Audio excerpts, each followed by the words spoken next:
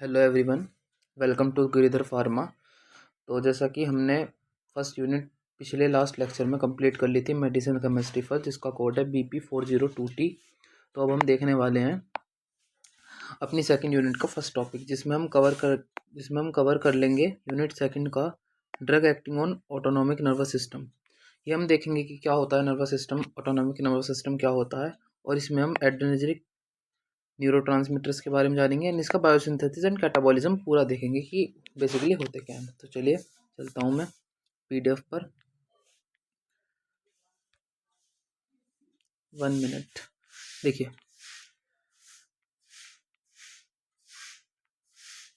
ये है हमारा जिसका कि कोड है BP402T, medicine chemistry first unit second का फर्स्ट टॉपिक है।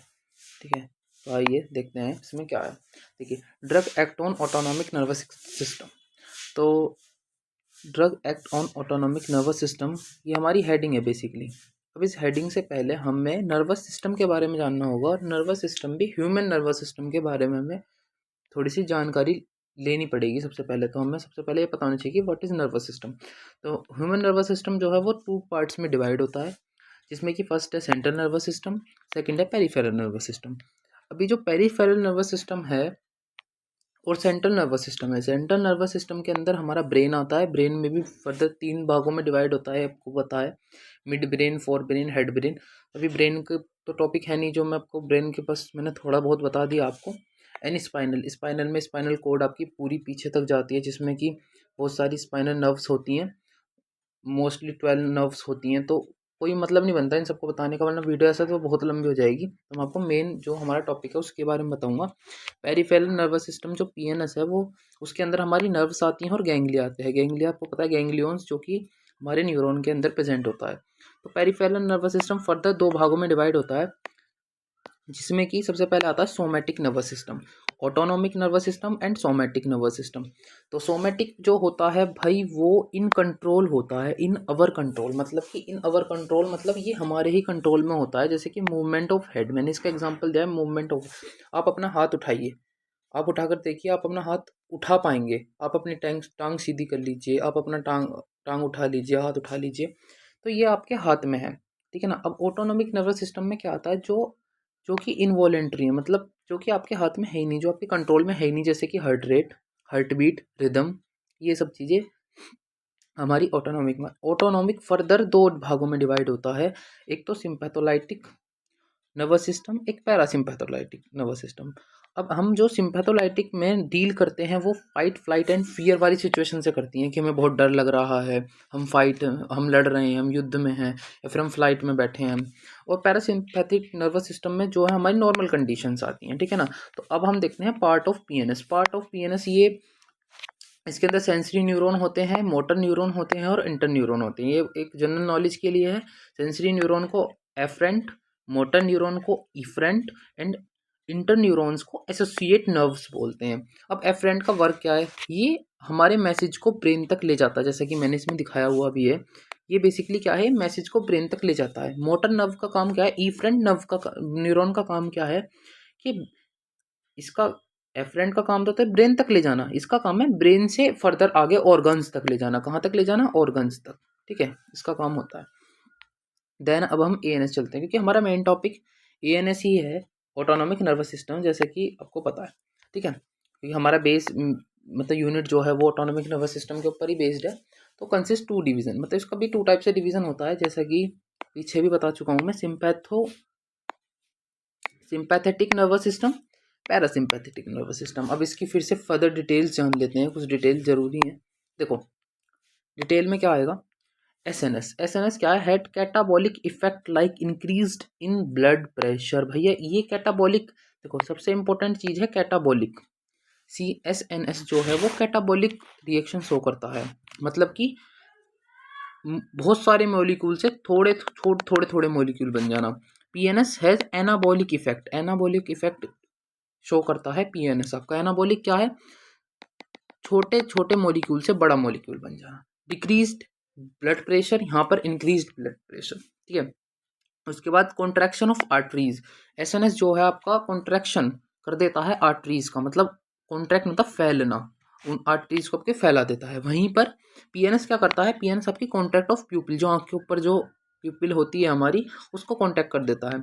एड्रेनर्जेनिक न्यूरोट्रांसमीटर, अब हमारी जो टॉपिक है वो है एड्रेनर्जेनिक न्यूरोट्रांसमीटर। एड्रेनर्जेनिक ड्रग एजेंट जो हैं वो डायरेक्टली एक्ट करते हैं, एड्रेनर्जिक ड्रग जो हैं वो डायरेक्ट एक्ट करते हैं सिंपैथिक नर्वस सिस्टम पे या सिंपैथोलाइटिक नर्वस सिस्टम पे, ठीक है। Drug are known as the sympathomimetic drug, मतलब मिमिक यहाँ पर कॉपी होती है, सीधी सी बात है, ये ड्रग कॉपी करते हैं, ठीक है।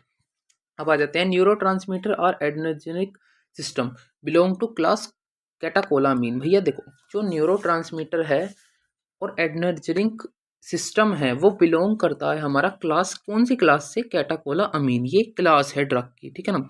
अब देखो कैटाकोला अमीन रिंग जो होती है उसमें क्या प्रेजेंट होता है, ortho di hydroxy benzene attach to amino ethyl side chain. अब आप देखोगे कि बेसिकली एड्रेनर्जिक न्यूरोट्रांसमीटर होते कौन कौन से हैं। एक तो आपका epinephrine, non epinephrine and dopamine. यहाँ पर मैं थोड़ा सा आपको खेल समझा देता हूँ न्यूरॉन्स का। बेसिकली न्यूरॉन्स में होता क्या है, देखो यहाँ पर ये इसका न्यूक्लियस होता है, ये इसके डेंड्रॉइड्स होते हैं, ठीक है। यहाँ पर माइलिन शीथ आती है, यहाँ पर ये एक्सॉन है, यहाँ पर एक्सॉन टर्मिनल है, और सबसे इंपॉर्टेंट ये है साइनेप्टिक नोब, जहाँ से हमारा जो है ट्रांसफ़र होते हैं मैसेजेस। अब इस पार्ट को मैंने थोड़ा सा ब्रीफली समझाने की कोशिश करी है, एक मतलब कैसे कहते हो, यहाँ पर मैंने जूम कर दिया है, ठीक है। जूम करके हमें ये निकल कर आया कि ऊपर वाली जो साइनेप्टिक नोब है ये, और नीचे वाली यहाँ पर रिसेप्टर प्रेजेंट होते हैं जो, और यहाँ पर होते हैं न्यूरोट्रांसमीटर। न्यूरोट्रांसमीटर बेसिकली क्या है, न्यूरोट्रांसमीटर आपके epinephrine, non epinephrine and dopamine है,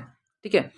तो ये आप डायग्राम बनाइए ना, बहुत हेल्पफुल है, बहुत हेल्प करेगा। अब सबसे पहले आ जाते हैं अपने एपिनेफ्रिन पर। भाई देखो एपिनेफ्रिन जो है, एपिनेफ्रिन को एड्रिनलिन बोलते हैं और नॉन एपिनेफ्रिन को नॉन एड्रिनलिन बोलते हैं, ठीक है। तीसरा है हमारा डोपामिन, फर्दर ये तीन ही है, ठीक है। ये नेचुरल अक्रिंग कोटाकोलोअमीन है, ठीक है।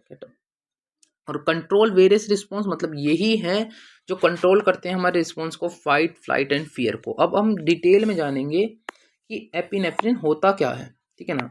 एपिनेफ्रिन क्या होता है, एपिनेफ्रिन इज द हार्मोन। भैया सबको पता है एपिनेफ्रिन एक हार्मोन है जो कि प्रोड्यूस होता है रीनल मेड्यूला से, एड्रीनल मेड्यूला से, रीनल मेड्यूला नहीं सॉरी, एड्रीनल मेड्यूला से। It is named as adrenaline, इसीलिए इसको एड्रीनलिन भी बोला जाता है, जिसके मैंने ऊपर बताया कि एपिनेफ्रिन को एड्रीनलिन भी बोलते हैं। तो देखो भाई एक बात ध्यान रखना, स्ट्रक्चर मैं नहीं बोलता कि आप याद करो, ये आपको सोचना है और खुद से देखना है कि आपको स्ट्रक्चर याद करनी है या नहीं करनी। देखो अगर आपके क्वेश्चन ये आया, सपोज आपका क्वेश्चन ये आया, आपका क्वेश्चन आया कि एड्रेनर्जिक न्यूरोट्रांसमीटर के बारे में बताओ, आपने थ्योरी लिख दी एपिनेफ्रिन, डोपामिन, नॉरएपिनेफ्रिन के बारे में, बट अगर 2 नंबर में क्वेश्चन शॉर्टली ये आया कि draw the structure of epinephrine, तो उसमें तो आप थ्योरी नहीं लिख कर आ सकते, लिख कर भी आएंगे तो नंबर तो आपको स्ट्रक्चर के ही मिलेंगे। तो मेरी मानो तो तीनों के तीनों स्ट्रक्चर लर्न कर लेना, प्रैक्टिस करना लिख लिख कर, तो याद हो जाएंगे, इतनी कुछ हार्ड नहीं है।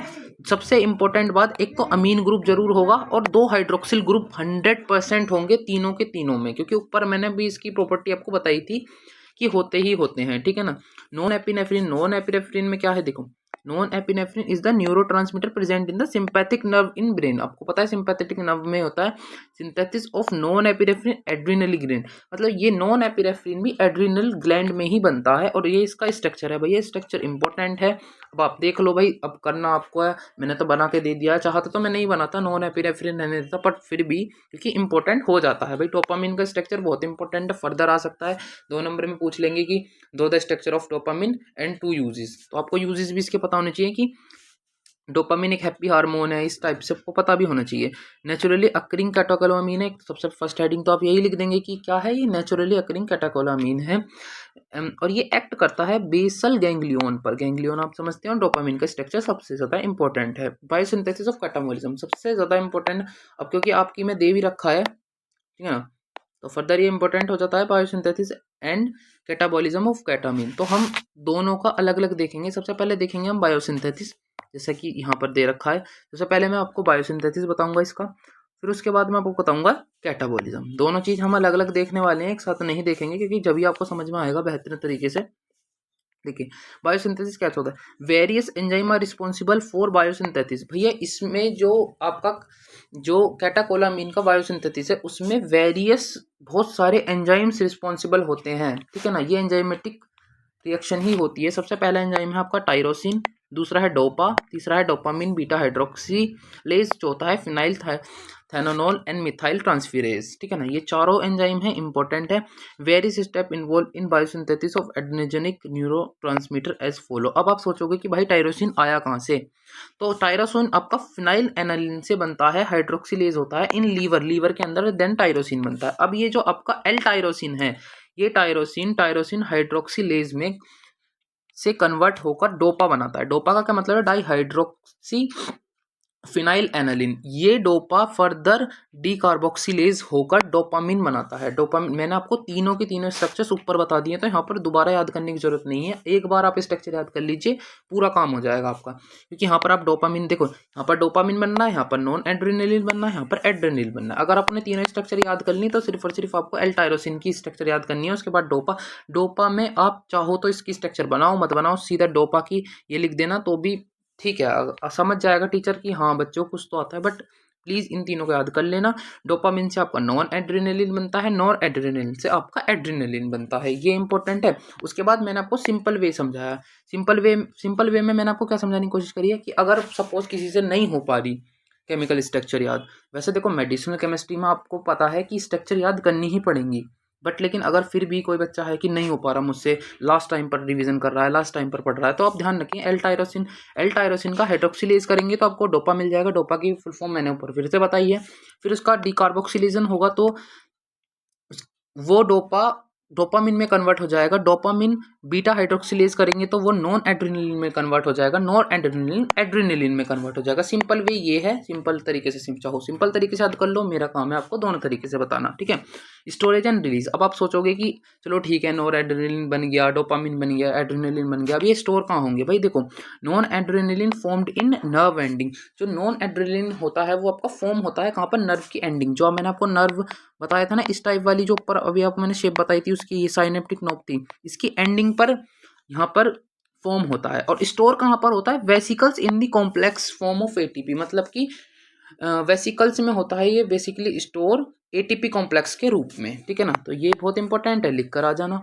एक अच्छा टॉपिक मिल गया आपको, एक अच्छी हेडिंग मिल गई, स्टोरेज एंड रिलीज, ठीक है ना। अब उसके बाद हम पढ़ेंगे कैटाबॉलिज्म। कैटाबॉलिज्म आपको भी पता है, कैटाबॉलिज्म एनाबॉलिज्म ये सब मतलब ये है कि अभी तक तो आपने पढ़ा था बायोसिंथेसिस। ये सिंथेसिस हुआ कैसे कि टायरोसिन से ही तीनों बन रहे हैं, एपिनेफ्रिन, एड्रेनलिन और नॉन एड्रेनलिन। बट लेकिन अब है इसका कैटाबॉलिज्म। कैटाबॉलिज्म में क्या, two major enzyme involve in catabolism. अब सबसे पहले तो आपको कैटाबॉलिज्म समझना पड़ेगा, कैटाबॉलिज्म होता क्या है। ब्रेक डाउन स्मॉल मॉलिक्यूल्स, ठीक है ना। अब टू एंजाइम इन्वॉल्व होते हैं, एक तो है MAO, मोनो अमीन ऑक्सीडेज, बहुत इंपॉर्टेंट एंजाइम है, आगे तक यूज होगा, काम आएगा, याद कर लो, ठीक है। दूसरा है COMT, कैटाकोल ओ मिथाइल ट्रांसफेरेज, ये भी इंपॉर्टेंट है भाई। अब देखो, अब दोनों के फंक्शन दोनों को मैंने अलग तरीके से बताया है। MOA सॉरी मैंने ये MOA लिख दिया, MAO है ये, ठीक है ना, मोनो अमीन ऑक्सीडेज, ठीक है ना। तो टू टाइप का होते हैं, एक तो होता है MAOA, MAOA, MAOB, ये टू टाइप्स का होता है, लिख भी सकते हो आप। अब अपनी तरफ से ऐसे लिख सकते हो MAOA और B, इस टाइप का, ये टू टाइप का होता है। अब इसमें क्या होता है, नॉन एड्रेनलिन जो है वो MAO एंजाइम की प्रेजेंस में कन्वर्ट होता है आपका 3,4 डाईहाइड्रोफिनाइल ग्लाइको एल्डिहाइड में, ठीक है ना। ये सबसे ज़्यादा इंपॉर्टेंट है। अब देखो नॉन एड्रेनलिन का चाहो तो स्ट्रक्चर बना के दिखा सकते हो, अगर आपको याद नहीं हो रहा है तो भाई मैं फर्दर बता रहा हूँ, आप इस तरीके से मेरी तरीके से सिंपल में लिख सकते हो, कोई दिक्कत नहीं आने वाली, ठीक है ना। COMT का काम बता देते हैं आपको। It is a cytoplasmic enzyme, ये भैया साइटोप्लाज्मिक एंजाइम है, आपने पढ़ा भी होगा साइटोप्लाज्म, आपने मेम्ब्रेन पढ़ी होगी, तो इतना तो मैं उम्मीद करता हूँ कि आपको पता होगा कि साइटोप्लाज्मा होता क्या है, साइटोप्लाज्मिक मेम्ब्रेन होती क्या है। अब यहाँ पर नॉन एड्रेनलिन COMT की प्रेजेंस में नॉन मेटानेफ्रिन में कन्वर्ट होता है। सबसे ज़्यादा इंपॉर्टेंट इनमें यही वाली रिएक्शन है कि ये इनकी प्रेजेंस में बन क्या रहा है। अब देखो मैंने इसका स्ट्रक्चर आपको दिखा दिया है, अगर आपको याद होता है तो याद कर लीजिए, वरना तो पहले की तरह नॉन एड्रेनलिन से सीधा आप डायरेक्ट इस तरीके से लिख के बना सकते हैं, ठीक है ना। अब भैया इसका समराइज्ड कैटाबॉलिज्म मैं आपको बता देता हूँ, मतलब एक समरी में बता देता हूँ कि सिंपल हुआ क्या है। अगर आपको ऊपर वाला समझ में नहीं आया तो फिर से समझो। सबसे पहले तो हमारे दो हैं, नॉन एड्रेनलिन और एड्रेनलिन। नॉन एड्रेनलिन एमएओ की प्रेजेंस में बना रहा है 3 डाईहाइड्रोफिनाइल ग्लाइकोएल्डिहाइड। ये देखो 3,4-डाईहाइड्रोग्लाइकोएल्डिहाइड, ठीक है। ओके, समझ में आ गया। ये बना रहा है। अब मैंने इसकी स्ट्रक्चर यहाँ पर दे दी है। अगर आपको लगा कि ऊपर स्ट्रक्चर नहीं दी भैया तुमने तो मैंने इसकी स्ट्रक्चर यहाँ पर दे दी है, ठीक है ना। अब 10 जगह एक टॉपिक आ रहा है, सपोज कहीं पर सेल आ रहा है, तो मैं सेल के सारे ऑर्गन्स हर जगह नहीं लिखूंगा, एक जगह मैंने लिख दिया, तो इसलिए मैंने यहाँ पर बना दी है इसकी स्ट्रक्चर। आप चाहो तो इसे उठा के वहाँ पेस्ट कर सकते हो। अब नॉन एड्रेनलिन COMT की प्रेजेंस में नॉन मेटा नेफ्रिन बना रहा है, और एड्रेनलिन COMT की एंजाइम की प्रेजेंट में मेटानेफ्रिन बना रहा है। ध्यान रखना भाई, इंपॉर्टेंट है, ठीक है ना। हाँ, ये यहाँ पर नॉन मेटानेफ्रिन बना रहा है, यहाँ पर मेटानेफ्रिन बना रहा है। ये सबसे समराइज्ड फॉर्म है इसकी। और मेटानेफ्रिन MAO की फर्दर प्रेजेंस में क्या बना रहा है, 4-हाइड्रोक्सी 3-मिथॉक्सी-फिनाइल ग्लाइकोएल्डिहाइड। स्ट्रक्चर नहीं ध्यान रखना, मत ध्यान रखो, फिलहाल नाम ध्यान रखो क्योंकि सबसे ज़्यादा जरूरी नाम है। और अब लास्ट में मैं आपको कुछ ऐड ऑन करके बताना चाहता हूँ। देखो, मैं एक ब्लैंक पेज पे आपको बता दूं, वीडियो तो फिर भी ऐसे 15-16 मिनट की हो ही गई है, बट फिर भी मैं आपको एक चीज़ बताना चाहता हूँ।